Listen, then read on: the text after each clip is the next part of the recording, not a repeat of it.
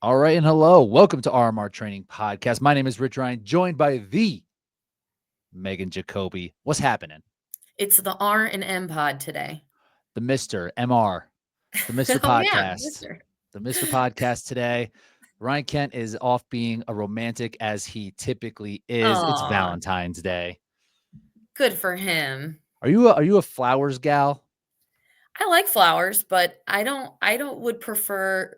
And this is Benny was really cute, and he texted me and was like, because in the U.S. we do every holiday 10 million times bigger than anywhere else in the world, Yeah, is right? it a thing in Germany? Not really. Like Yeah. people celebrate it kind of, but most people like don't care about it. So he was like, "Hey, do you care about Valentine's Day?" Like early in like Monday or Sunday or Monday, it was like, "Do you care about Valentine's Day?" And I was like, "I know that you don't care at all about these things and think they're so ridiculous. So like, no, not really. I don't. But also, I don't want you to like go out of your way to do something because you feel like you have to.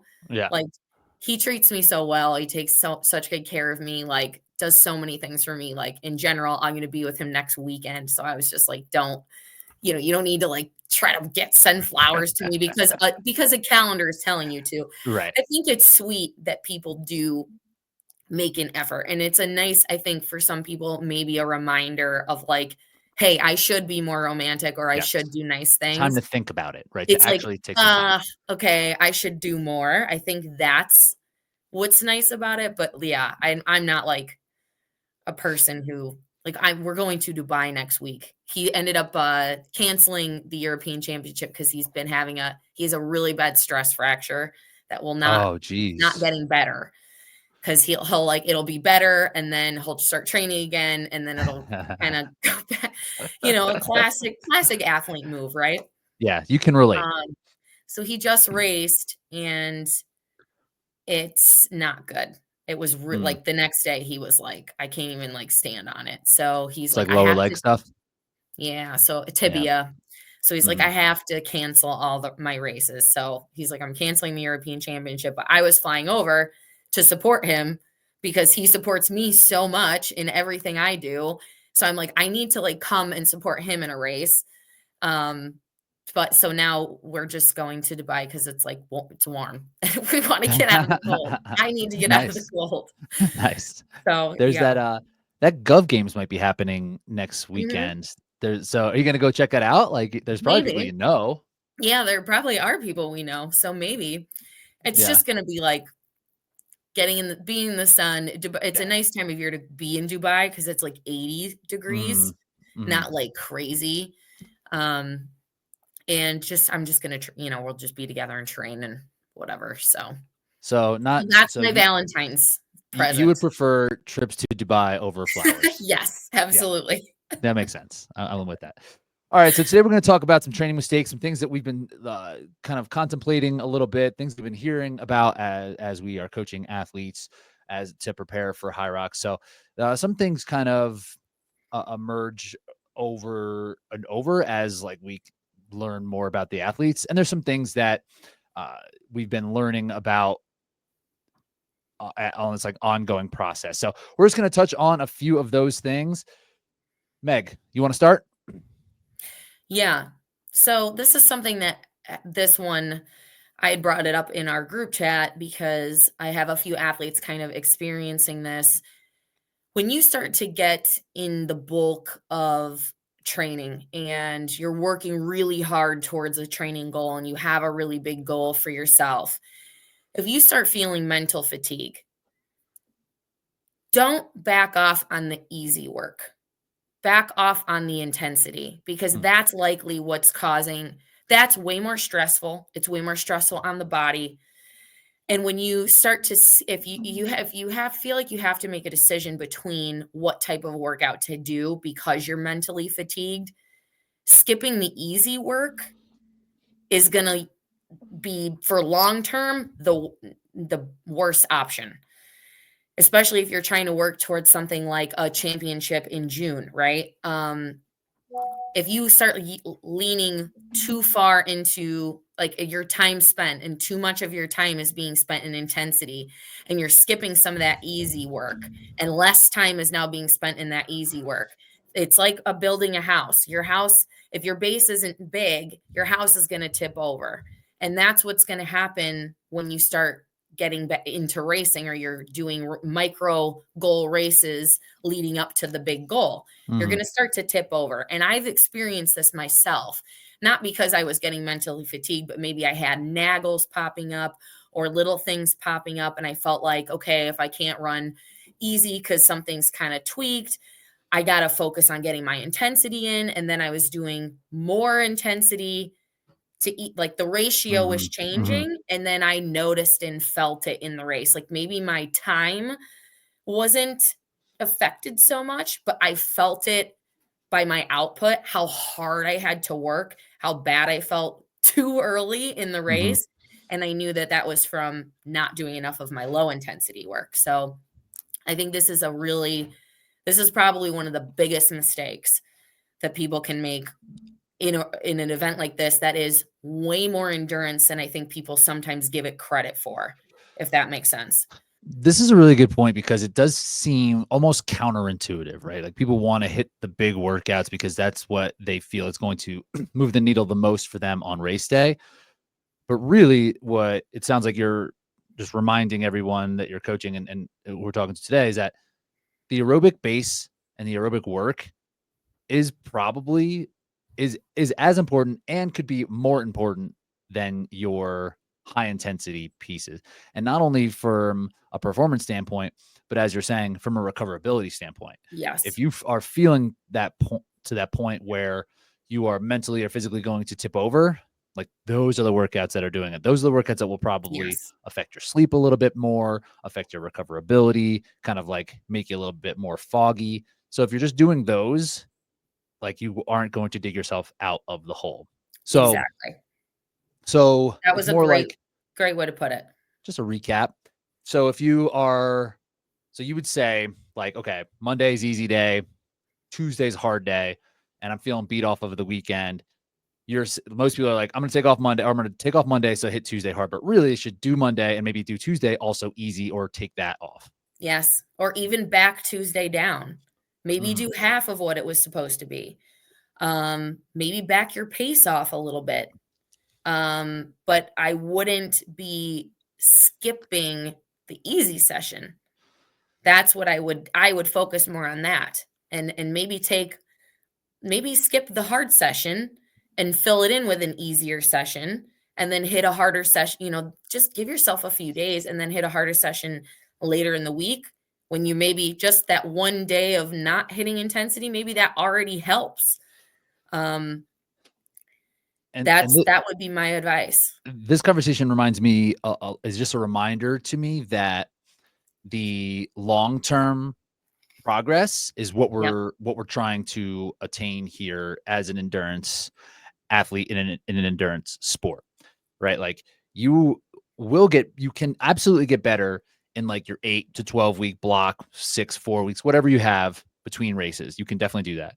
But where you're really going to get better is 52 weeks, and then you're back that year later. That's where you're getting that progress. And if you're digging yourself into this hole, like you're probably going to get stuck. You're probably never going to get out of it.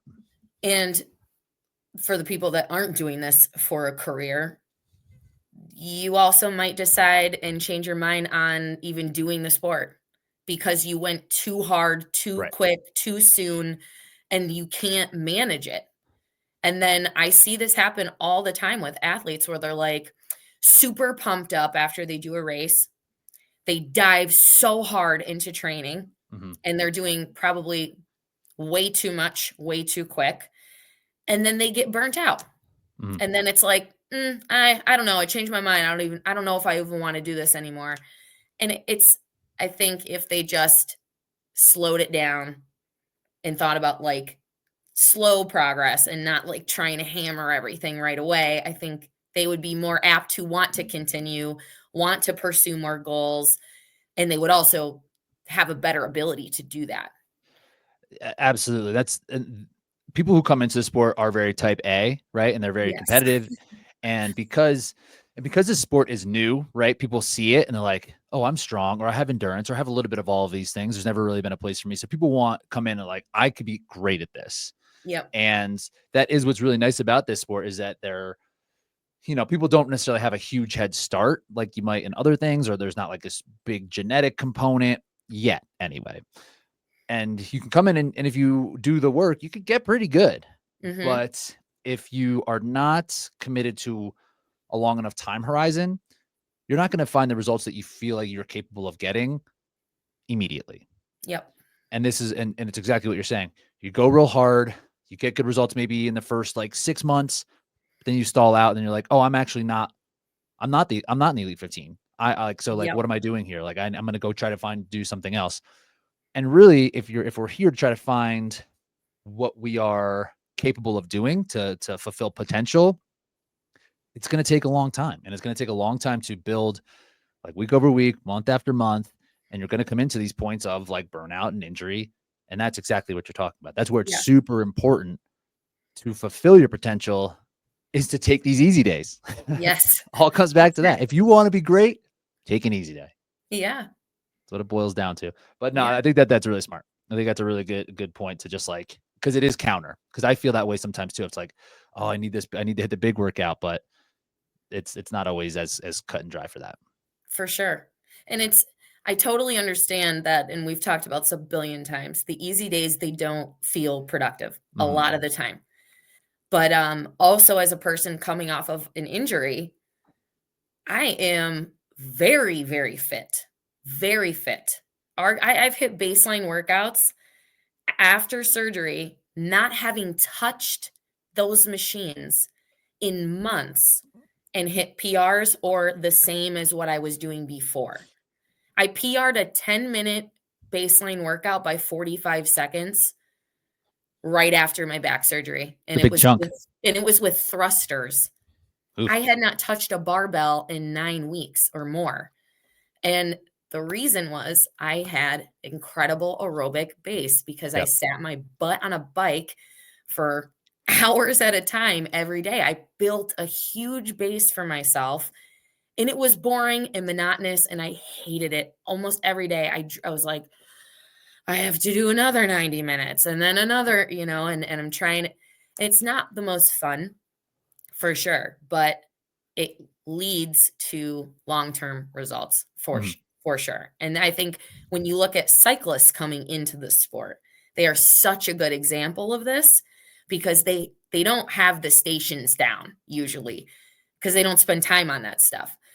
But their aerobic capacity is so big that those runs, they're killing it on the runs, and their times are sub-elite often pretty quickly because they have a massive endurance base.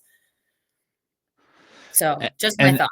Exactly. And that was interesting. I was having a conversation with Chase Stewart, who's in our small group. And he had we just put a very specific run block in for him. Like, he's a big, powerful dude, and he's super strong. The stations are not an issue, but like, he wants to just get better at running. And after we did this big block, he was like, I just want to test out my ski 2K just to see. And he PR'd. We had been no ski work, and it's just like, capacity is capacity, fitness is fitness, and it will translate even if it doesn't feel direct to what you're doing. So so not everything has to be a Hyrox workout.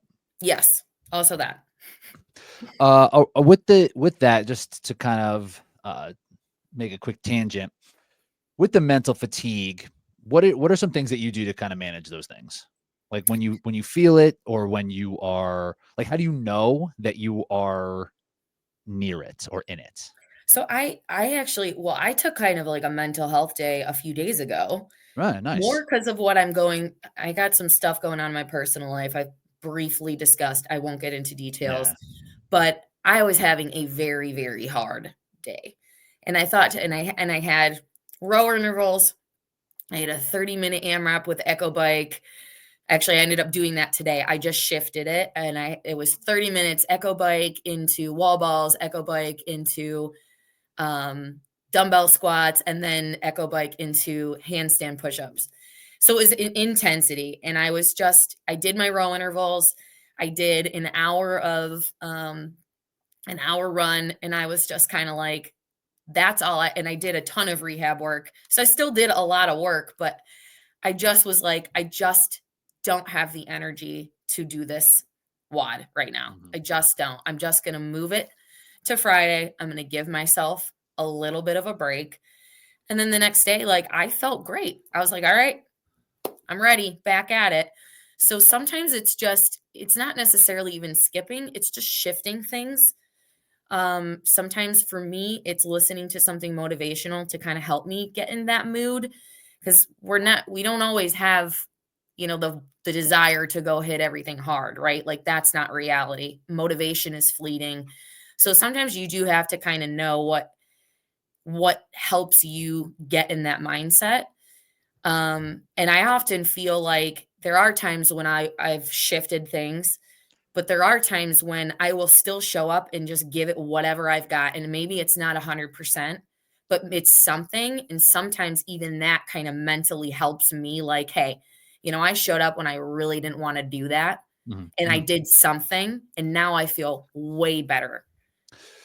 You Yeah, know what I that's mean? yes. And it doesn't have to be like the intensity session. It could just be like, maybe you just go to the gym. This was something I always did in my early days when I was feeling like this. I just go hit a pump sesh, and I'd feel amazing after. I'd Then be look like, in the hell mirror and just be like, I look good, feel yeah. All good. right, I got biceps. Great for Hyrox. No, but like sometimes it's just kind of like, yes, there's obviously times where you have to do things you don't want to do, period. That's just how training works. But sometimes it's like, you know what? Just go and do something you like that makes you feel good. And that alone can help kind of pull you out of that like slump that you're going through. Yeah, and that the doing things when you don't feel like it is something I did pick up from you. There's been oftentimes you're like, I feel awful, but I did the workout, now I'm confident, and I think that that's important for race day, Yeah. because even in a perfect world, we would get to race day and everything would be great. We would feel Yep. great. We're tapered. We're ready. Your nutrition's on point. Hydration's on point. But that's just like not the case, right? Like sleep might be a mess. Travel's hard. Nerves are a thing. You might show up on the start line. And you might feel bad. So Mm-hmm. it is important to train in those circumstances sometimes. And if those are like, if you can point to something and be like, oh, I did get bad sleep, or it was a stressful day at work, or whatever it is, and that leads to that one session being compromised, Mm-hmm. that's important to know that you can still do work on less ideal conditions.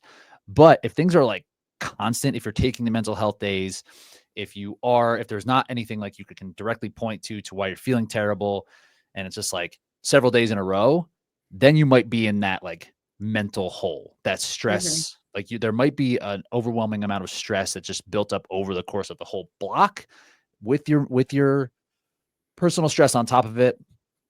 And that's when it's like, okay, if there's multiple days here and you're doing the things that typically make you feel good and it's not happening, then you might just be like, okay, this week, all easy work. Yeah. We need to get out of this Absolutely. thing. Absolutely. Instead of like, oh, let's hit this hard, and then it just doesn't go well, doesn't feel good, doesn't feel like you're making progress. So yeah, just I think the consistency of days feeling poor is important to kind of like realize. Mm-hmm. For sure. Okay, I have one. Okay. So at the gym, this was just a conversation that I had yesterday at the gym. An athlete who was there who just started doing Hyrox and came off his first one doing like 66 pro, like really solid to Wow. start. We were they have a sauna there. I was sitting in the sauna, sweating crazy, and he comes in and we start talking about just like training. And he's like, "Can I pick your brain? I think I'm doing too much." And he kind of gave me an idea of where training load was, and it seemed fine. It didn't seem crazy, and he was conscious of that there is like a line there. Sometimes athletes Mm-hmm. will just be like, I'm just going to blast and not Yeah. think about being too much. So Yeah. he's conscious that overtraining could happen, and he's like telling me about Cyrox workouts, some of his strength days, and then we kind of get into his specific speed days. And it got Mm-hmm. me thinking about kind of what speed work means, and I think about this quite a bit for Hyrox, and what's appropriate speed work, quote unquote, for getting faster at Hyrox. And so as we get into it, it turns out that he's doing speed workouts that are essentially VO2 max style intervals for longer Mm-hmm. durations, right? Like his workout example was like, oh, I did 4 by mile with 2.5 minutes rest. And this week I did 5 by mile, 2.5 minutes rest, which is a really hard workout. That's like doing that would be like 5K pace with that amount of rest. And it was truly at like 5K pace. And it was pretty close to his 5K pace. Right. So like right away, when you think about this in terms of just like running, like 5 miles at 5K pace, like doing 5 miles at your 3 mile pace, like why would you do, how does that work?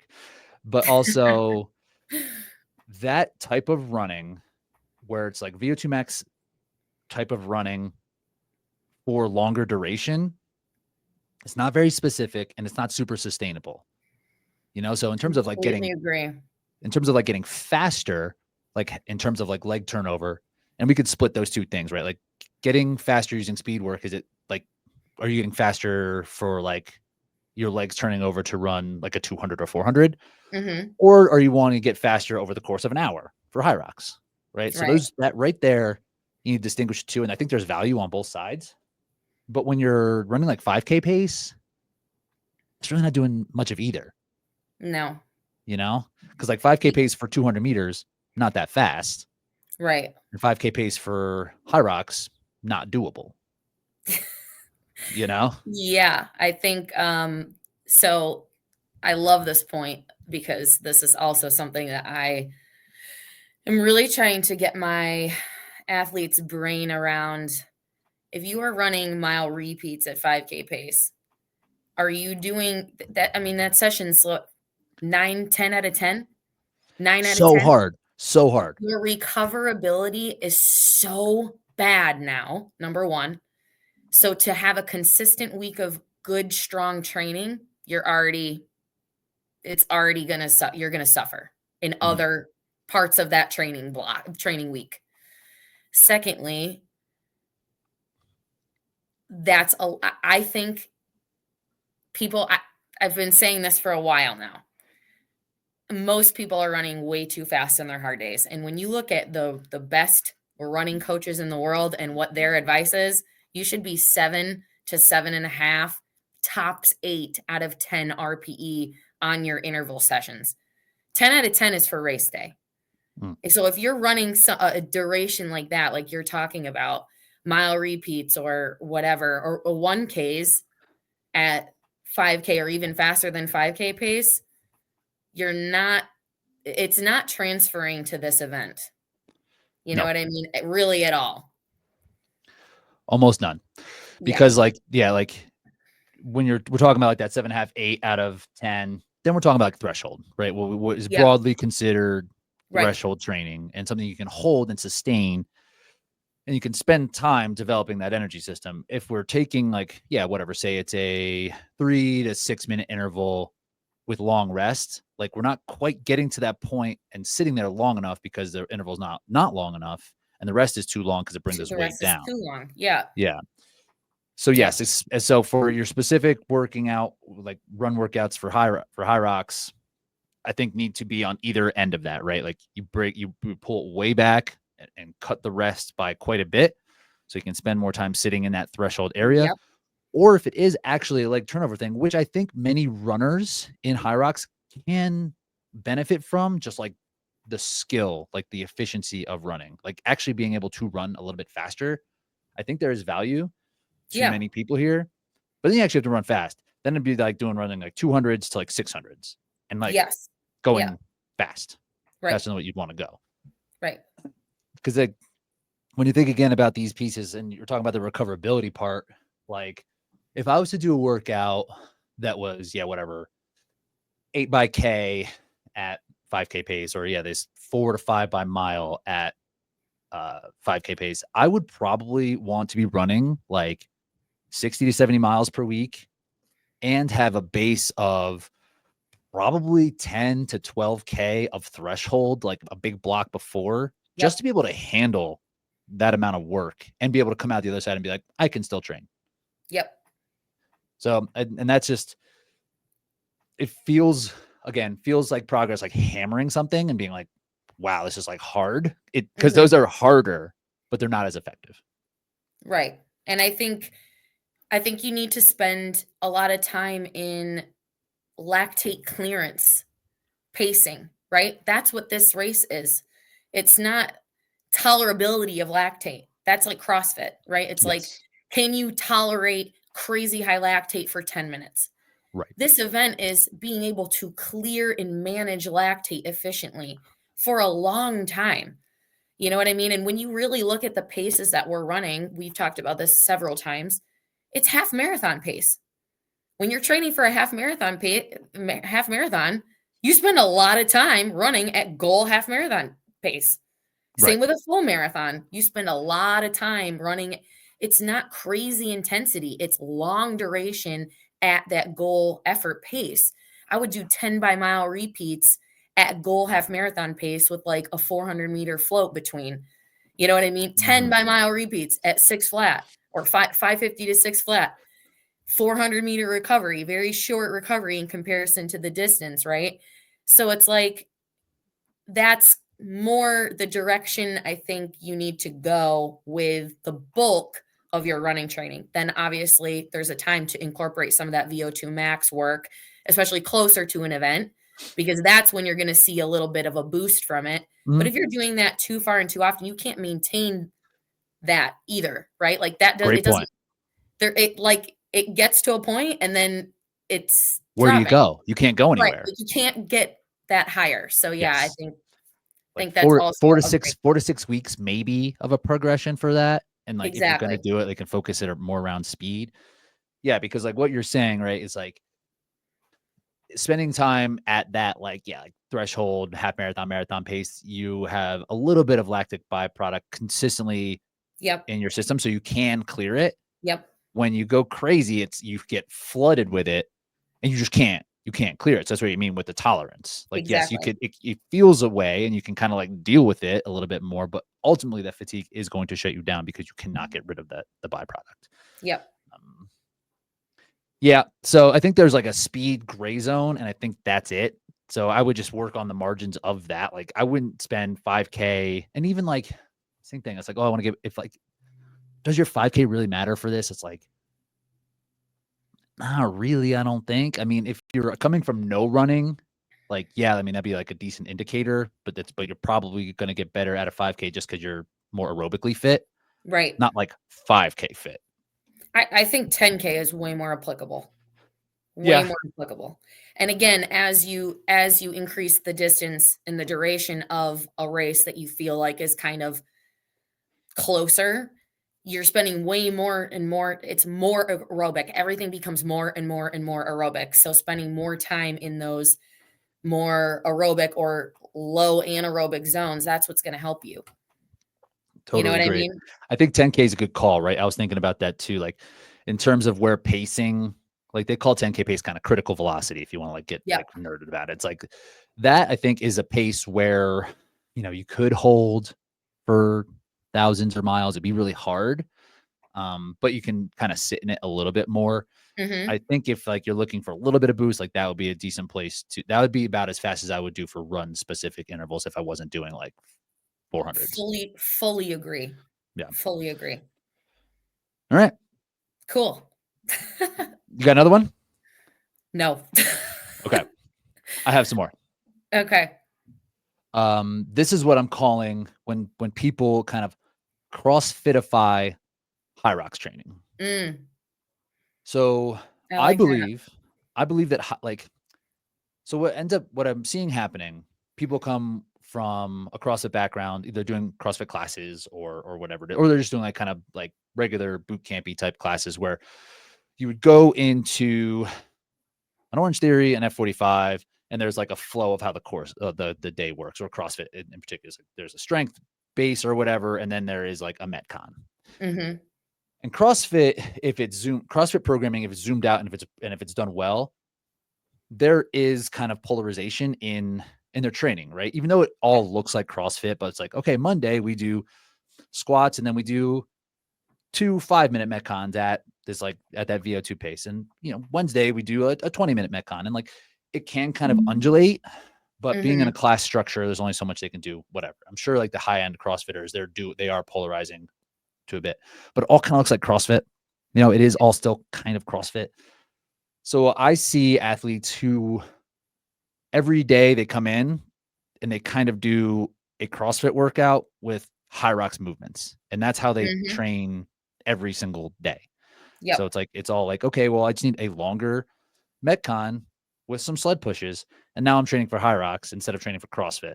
And when it's just not polarized enough. And that's something that I think is very useful for this training, is making sure like you have a day where you are doing Hyrox stuff and the other days are aerobic or strength or like speed.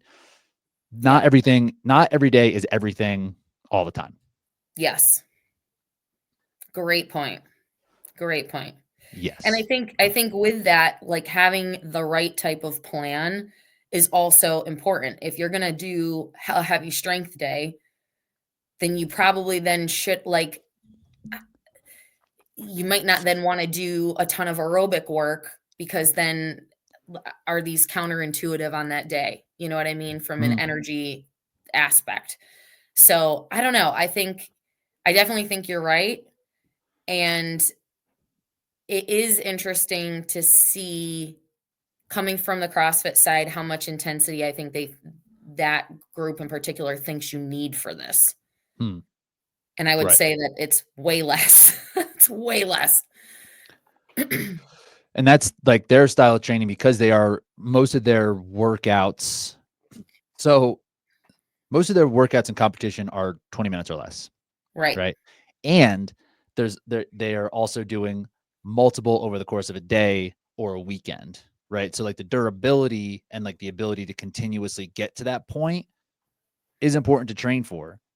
But here we have one event, one day to be optimal for. Yeah. So we don't need to kind of like load on intensity, just so we can like practice working on intensity while we're already tired from the intensity. Right. Yeah. Like that's not part of the competition. Right. We need to show up on the day and be ready for the demands. So that's how you should train as well. So like making sure on the days where you are doing Hyrox stuff that you're able to get there.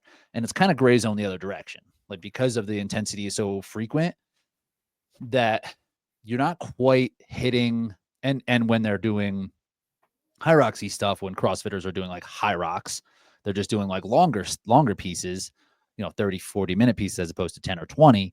Then it's like, they're not quite getting there. You're not quite getting to that intensity just because you're just doing the same thing over and over. Yep. And you're just not going to be able to hit the demands of the event, of the one event that we're doing that we need to be actually prepared for. So I would highly recommend doing less Hyroxy stuff, because it just seems like that's like what you're training for. Yeah, I totally agree. Polarizer training. Yes. All right. You got one? Still none? No. Okay, still nothing? That first one was like my big one. It was a good one. Yeah. I'm interested to hear your thought on this one, because you like volume, and so I don't sit down during the day. You're just doing stuff, just all zone. Like, and now that my bike's in the living room, I'm just like, well, I'll watch TV. Zone one. I'll get on the bike. You know what I mean? It's just ridiculous. So I think that there is a dosage that when it comes to station work, and let's call it the non-machine stations, like the actual, I don't know, how would you distinguish that? Like the weight bearing stations, I guess. Yeah, the less aerobic, the strength stations. Yeah, let's call them strength stations. Is there a line in terms of dosage that is too much when it comes to the strength-based stations? Definitely. Where do you think that is? And do you think people are going beyond it, beyond the minimum amount of dosage needed for Hyrox? Do you mean the specific, like doing those specific movements in training? Yes. So basically I'm getting at, I think people are doing more than they need to do when they can get more out of doing less when it comes to like lunges, right? It's like, do we need to do 500 lunges a week? Or if you're doing 200 faster, is it as effective or more effective? Yeah. And I think this, yeah, I definitely think that. There is definitely a line between, and when you, and I use this example with my small group. When you look at Olympic weightlifters, why are they so good at it? Because they spend so much time on technique of the specific movement, right? So there is that requirement for this sport. Like if you want to be good at the sled push, you need to push the sled. And we've talked about that Yes. before too. Like there isn't a substitution for that, really. Can squats and things help, especially if your strength is low? Yes. But I race against girls where my squat is probably double theirs. They push the sled just fine. You know what I mean? So there is, and not everything translates directly that you're doing outside of those specific movements. So there is definitely an amount in which you need to be hitting those specific movements. Is it every day? Definitely not. Are there ways to incorporate other things to get similar stimulus or adaptations that are going to help those movements? Definitely yes. And I do think, like with what you're saying, I did a finisher yesterday. It was 200 Bulgarian split squats at body weight. So it's 100 per side. I did 100. I alternated every 10. I rested for 2 minutes and then I did it again. That's not a walking lunge, but it's a glute focused lunge exercise and it's a higher volume. That is going to directly translate for me into 100 meters of walking lunge. It's a high volume, high repetition movement. But I won't be doing that 3 or 4 times a week, right? It's like that's one day I'm doing them with perfect form, you know what I mean? Like focusing on that. And then another day I will do a different variation or I will do something else. So I definitely think you don't have to do just those 8 movements over and over and over and over again to be good at them. And you're right. There can be negative effects of that as well. Yeah, I think so. I like, again, when we talk about recoverability, yeah, when you're just like hammering it, or if you're just like kind of feeling like shit because of it, and like it just can make you feel like not wanting to train because you're just not feeling good, right? You might not be beyond what is trainable. You might be able to do it, but like if you're just kind of like achy, like your knees hurt, your hips hurt, you're just like muscular, you're just like sore all the time, then it's just kind of like less fun. Yeah, And totally. it's just like, and making training palatable is a piece of that I think is very important for this. When you like, if you think that, 1,000 is good, like, is it that much better than 300 of reps or something like that? Exactly. So I think people kind of go a little bit too crazy on the volume. And I think because there is a lot, like the race is big, volume matters in terms of like training load overall for your performance.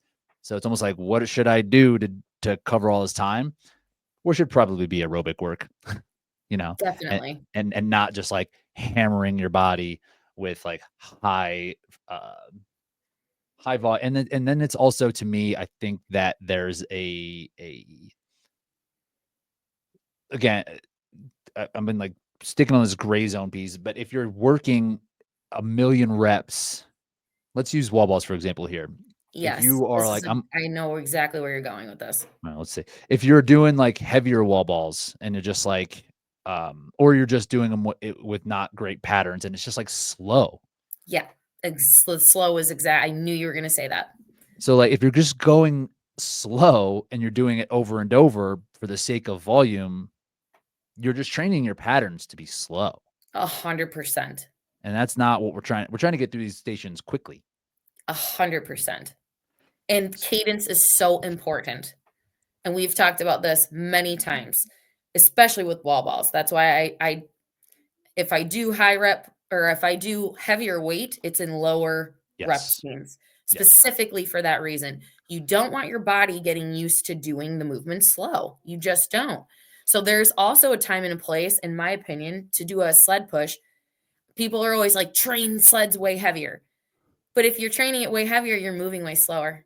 Yeah. Right? Because you have to. There also is a time and a place to push that sled light and fast as you can, sprinting if you can. And then there's times and places to incorporate different speeds with things. But yeah, if you're just doing, if you're trying to do 1,000 lunges in a workout, they're going to be slow. They're not going to be powerful. You're not going to be able to be pushing forcefully. And so you're just training yourself to move slowly through them with more rest. Yeah. And that's a conversation I was having recently. The DC race in the United States, it is the North American Championship, but it's open. Right. And so for people living I'm very confused by these, by the way. I don't really understand them either. I'm not getting it. I guess maybe it's for those who like aren't going to qualify for Worlds, but that's my point. Like an athlete who I'm coaching is qualified for Worlds in his age group, lives in the East Coast, doesn't have another opportunity really to race. He's like, I'm just going to do this DC race. And then we talked about it. And he was like, should I do it to open? It's like, hey, it's just like an opportunity to do some stuff. Like, yeah, do it, whatever, who cares? And so like now we're kind of sprinkling in some like lighter open weight stuff. He was like, yeah, that sled didn't feel easier afterward, like, because it's just faster. So it is kind of a trap there. It's like, yes, you can move it faster, but moving it faster isn't easier.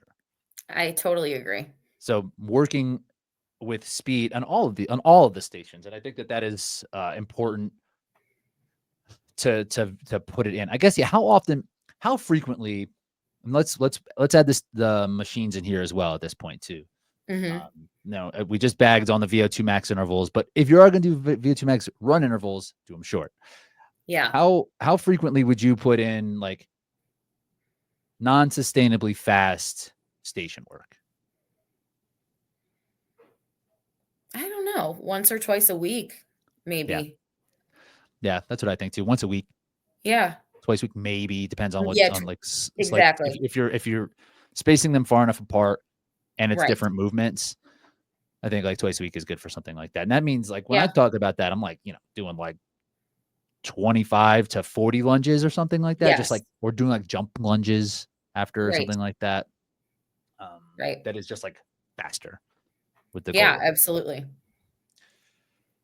So I think that there is a minimum dosage that is going to get you the best results for the stations, and that you kind of need to find that line. And then if like you hit it, then it's like working on speed. Yeah, for sure. I guess one thing that a big volume on the strength stations would be is like it would make the recoverability after the race easier. Yes, that's true. If that's something, your muscles would be so much more used to like taking on that damage. Yeah. That they do from the race. But is that worth like the speed that you could be working on? No, it's like I'd rather just be super sore and just like I'd rather just like have an extra day of recovery that week or something. Yeah. You know what I mean? Totally. What else? Okay. So I put out a thing the other day, just yesterday on my stories, like trying to think about what people are kind of worried about before a race. Okay. Maggie responded. And most people... Did I respond? Oh, yeah, I did respond. Do you guys want to know what it was? I said, not shitting your pants on wall balls. And this was a joke because it was, I don't know if you got it, but it was because Kent was like, after the farmer's carry, he like ran off the course because he had to poop. And then also Palaio told me he had something happen like that too. Super worried. So my response was like, I'm now nervous. Like, why are all these dudes having a poop? So let's spend some time here. I don't know if everybody's joking, but that was probably most things like the bathroom situation. What's up with the bathroom? How am I going to feel before? What's going on with that? How are you making sure that the food and the drinks that you're taking in are not going to like be a negative impact once the race starts? Consistently using them in training, So anytime I am going to a workout, I'm already drinking electrolytes beforehand. My electrolytes have carbs in them. I believe 20 to 24 grams of carbs in each packet. And if I'm using a gel in a race, I've tested the gel several times in training. So I know, because a lot of those things are plant-based and sometimes they can run through you. So you have to definitely try things out. Don't just like read the internet and be like, this is a great pre-race food. Like, you need to make sure that it works for you. You have to try it. You have to try it. And I would say several times, not just once, several times. And that's another thing where, like, even caffeine, like, you got to be careful with how much caffeine you have. That's why I don't go more than like 100 grams of caffeine or whatever. Like, it's 1 cup of coffee is the amount that I have. Milligrams. Thank you. Yeah. Ratios. Because I don't want to be worried I'm going to have to go to the bathroom during the race. So trial and error with these things. And I also think if you can train at a variety of times so that you can test out different times and food timing. And like, if you're always someone who works out in the morning, there's a really good chance you're going to have a race in the afternoon. And now you have to figure out how to eat for that. So if on a weekend, you can maybe do something in the afternoon on a Saturday or on a Sunday instead of first thing in the morning, to just then have, 5, 6, 7 hours of eating before to kind of test that out. I think that's a really smart idea before a race, so that you do know what you can handle beforehand. And I feel like I need, and like the nerves of a race, just kind of ramp up, just kind of like evacuate things. Yeah. I'm peeing so many times before a race, by the way. That's another reason why I'm like always telling people you need to really make sure you have so much electrolytes. Yes. Because you're going to pee like 8 times before you start. Yes. And if you're just drinking just water is not, it's not bringing it, it's not giving it back. Like, you're just, then you are, it's like a diuretic where you're just getting rid of and not replenishing. If it's just like water. The bathroom situations are tricky, and it's hard to, and I think this is a decent worry for people, because at the events now, there are not always guaranteed to have bathrooms that are easy to access once you enter the like warm up area. So sometimes you have to like cross into like the festival area, which now they have like those like kind of like crossing guards. Yeah, crosswalks, which I like. But then once you're in there, it's a kind of a pain in the butt to get out. And sometimes the bathrooms are out. So I would recommend getting to the venue earlier than you want to. I would I think that your warm up, because it's crowded, you should probably budget like 15 more minutes on just the warm up part. And then to get there, to scope out the bathroom situation, and just to, and to actually kind of go in and out a couple of times and see how long it might actually take you. One thing I also like to do is like, is there a bathroom like somewhere further away that I can just like jog to like make it happen? If there's not, if it's just like one, it's like, okay, now you got to budget even more time to get there. So I don't know. I think you should probably get to a race almost 2 hours ahead of time now. I think it's smart. Just to have, just so you can be like, well, I'm here, whatever. You're probably going to wait in a line to go to the bathroom. You're probably going to be waiting for equipment in the warm up area. So yeah, giving yourself a good amount of time is a good idea. It's just going to take like a little bit longer. Yeah. And like you want everything to take. Yeah. I have personally had no incidents at all, but it is still a fear a little bit, even though I've never even had an experience. It's still like, oh, what if, it's not like running a marathon where there's like porta potties you could just like dip in and out of real quick, along the way. True. So yeah, like, if it is going to happen during the race, like knowing where it is too. So like our guy can't, like he said he tried when it was locked and had to go back to the main one. Yeah. So, hey, bathroom anxiety, the thing. Yeah. Apparently. It is definitely a thing. Apparently. Yeah. All right. That's really all. What else you got? What else you got going on? Anything going on?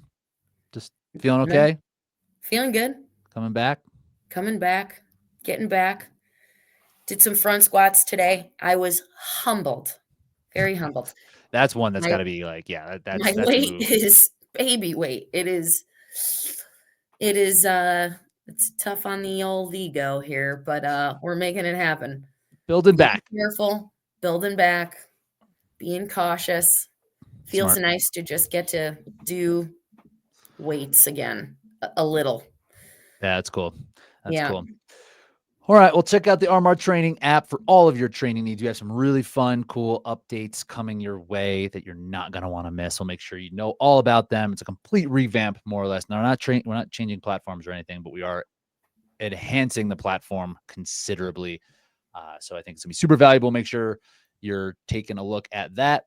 Meg, you're next. People are gonna find you in Miami. Yeah.